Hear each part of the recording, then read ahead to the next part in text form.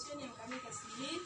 Di saat siang hari ini kami akan mempresentasikan hasil diskusi kami. Kami dari kelompok 6. Izinkan saya memperkenalkan diri kami terlebih dahulu. Nama-nama kami, saya sendiri Christine Claudia dan teman saya di sebelah Yunita Baswa, Enora Keroman, dan Martin Nefsan. Tugas kelompok: hapusnya kewenangan menuntut pidana dan menjalankan pidana. 1. Analisislah topik diskusi di atas sesuai dengan kasus-kasus pidana di dalam masyarakat. 2. Temukanlah konsep hukum pidana dalam PKN berdasarkan pada topik di atas. Jawaban dari kelompok kami: 1. Penarikan kembali aduan. Dibuatnya suatu pengaduan tidak dengan serta-merta berarti bahwa izin memberikan kewenangan penuntutan dilakukan secara final. Memang selayaknya pengaduan mencangkup pelaporan dengan permohonan dilakukannya penuntutan bila pengaduan sudah disampaikan. Pada dasarnya, jaksa penuntut umum tak perlu menunggu lewatnya daluarsa menarik aduan, meskipun undang-undang memberikan jangka waktu 3 bulan. Pasal 75, akan tetapi jika aduan tersebut ditarik kembali, maka kewenangan menuntut menjadi hapus. Keputusan hakim yang berkekuatan hukum tetap. Yang dimaksud di sini adalah keputusan terhadap perbuatan atau perkara yang bersangkutan, yaitu dapat berupa: 1. Pembebasan pasal 191 ayat 1 KUHAP dalam kurung dulu 313 RIB. 2. Pelepasan dari segala tuntutan hukum pasal 191 ayat 2 KUHAP dulu 314 RIB.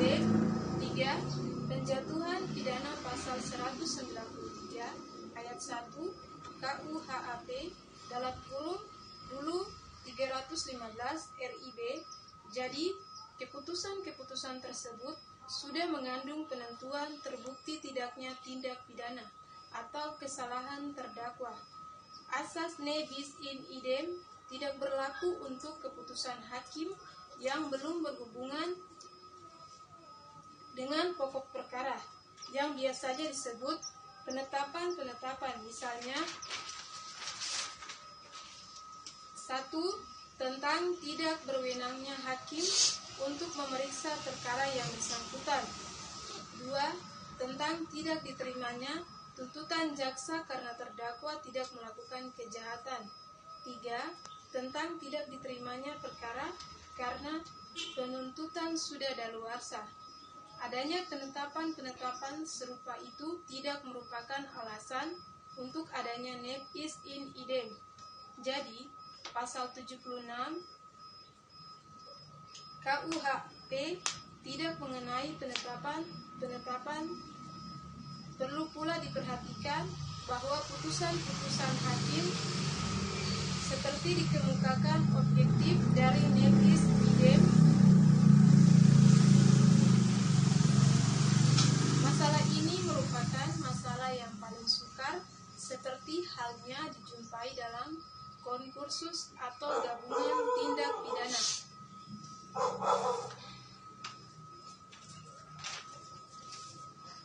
Misalnya seorang yang tinggal di lingkungan masyarakat melakukan pemerkosaan di jalan umum pasal 285 dan pasal 281.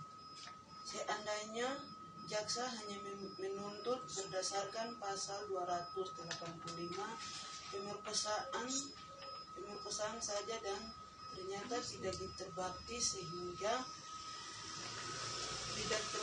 sehingga terdakwa lepas dari segala tuntutan, maka apakah jaksa masih dapat menuntut yang kedua kalinya berdasarkan pasal 281 melanggar kesusilaan di muka umum? Dan apakah putusan yang pertama merupakan putusan yang nep is idem? Jawabannya terhadap masalah ini tergantung atau berkisar pada apa yang dimaksud dengan lex. Kalau kasus di atas dipandang sebagai konkursus realis sehingga dapat dikatakan terdakwa melakukan beberapa perbuatan, maka dimungkinkan ada penuntutan lagi. Akan tetapi apabila dipandang sebagai konkursus idealis, di mana hanya dipandang hanya ada satu perbuatan, maka hanya dimungkinkan adanya satu kali penentuan saja. Catatan, apabila dipandang sebagai konkursus realis, maka tidak ada nep is idem. 2. Apabila dipandang sebagai konkursus idealis, maka ada nep is idem. Dalam jurisprudensi ajaran materi pada nep is idem telah ditinggalkan pada tahun 1932,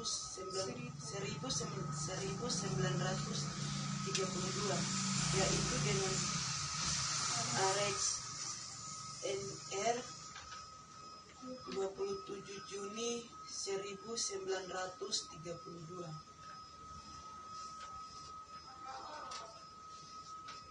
Persoalan kasusnya orang yang sedang mabuk di tempat umum mengganggu kaki seorang anggota polisi yang sedang menjalankan tugasnya. Mula terdakwa diputus dan dipidana karena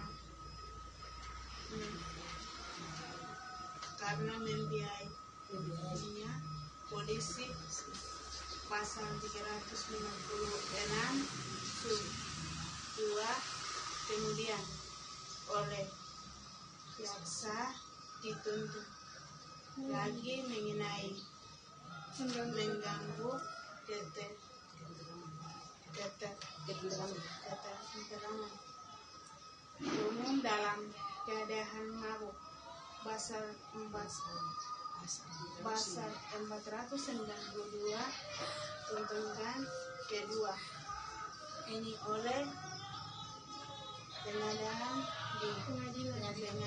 diterima dan terdakwa dikabuli pidana terdakwa banding dan pengadilan tinggi menyatakan ada nebis idem. Persoalan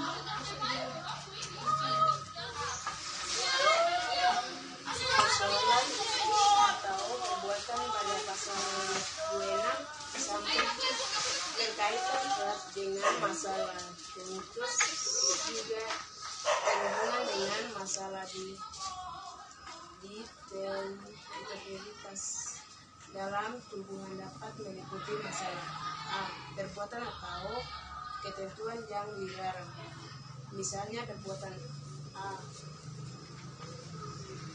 sebenarnya dapat dikulasi dalam 3 kemungkinan, yaitu 1. Dengan sengaja menghilangkan nyawa orang lain pasal 338. 2. Karena keabangan menyebabkan mati orang lain pasal 359. 3. Dengan sengaja menjaring yang berakibat mati pasal 351 ayat 3. B. Waktu terjadinya tindak pidana. Misalnya seseorang dibentuk telah melakukan pencurian pada tanggal 1 Juni pencurian tanggal 1 Juni 1979, tetapi dalam surat tuntunan tercapai tanggal 1 Juli 1979 apabila terdakwa dibebaskan untuk tuntunan pencurian tercantum tanggal 1 Juni jaksa untuk tuntunan pencurian tidak dapat menerima.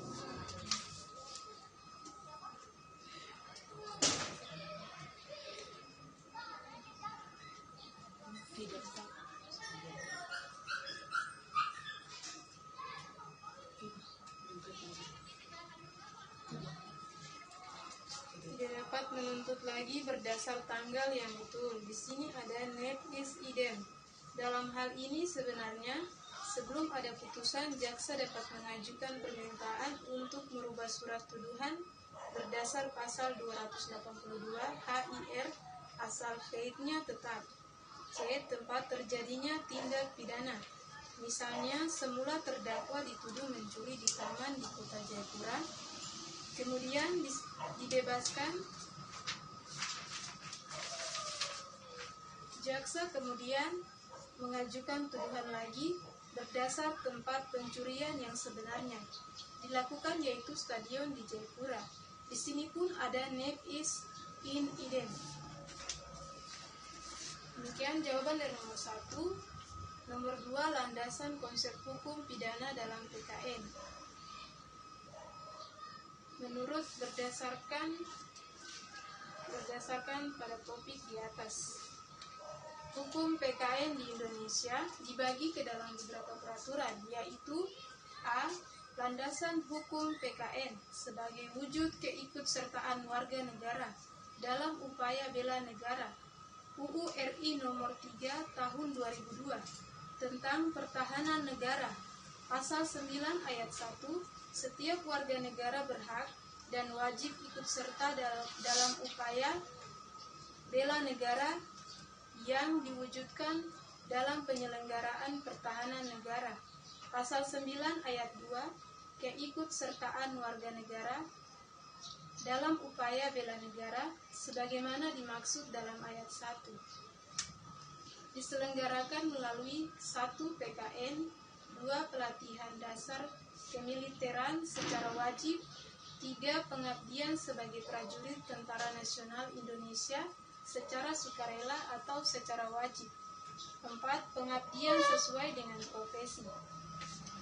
Alasan hapusnya kewenangan menuntut pidana karena daluarsa dalam rancangan KUHP berbeda dengan aturan dalam KUHP, yaitu disebut dalam pasal 139 rancangan KUHP 2013, kewenangan penuntutan gugur karena daluarsa. A. Sesudah lampau waktu 1 tahun untuk tindak pidana yang dilakukan dengan percetakan. B. Sesudah lampau waktu 2 tahun untuk tindak pidana yang diancam dengan pidana penjara paling lama 1 tahun. C. Sesudah lampau waktu 6 tahun untuk ditindak pidana diancam dengan pidana penjara paling lama 3 tahun. Dan telah ada pembayaran denda maksimum kepada pejabat tertentu untuk pelanggaran yang hanya diancam dengan denda saja. Pasal 82, tidak semua perkara pidana dapat diselesaikan di luar sidang pengadilan, tetapi hanyalah perkara pidana pelanggaran yang diancam dengan pidana denda saja.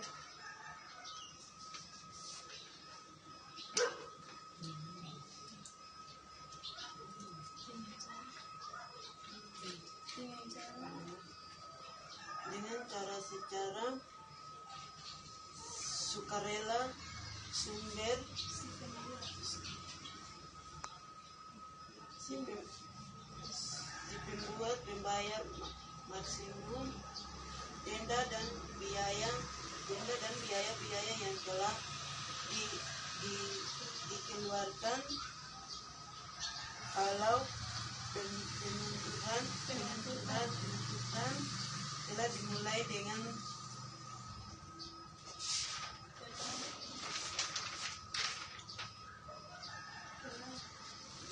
telah dibayarkan denda maksimum dan biaya-biaya tersebut, maka hapuslah kewenangan negara untuk melakukan penuntutan pidana terhadap diri pembuat. Lembaga ini disebut dengan AFOP atau penebusan tuntutan pidana yang hanya ada dalam hal tindak pidana pelanggaran, khususnya yang diancam dengan pidana denda saja.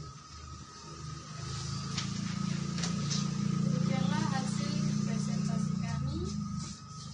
Terima kasih untuk waktu dan kesempatan yang sudah diberikan. Tuhan Yesus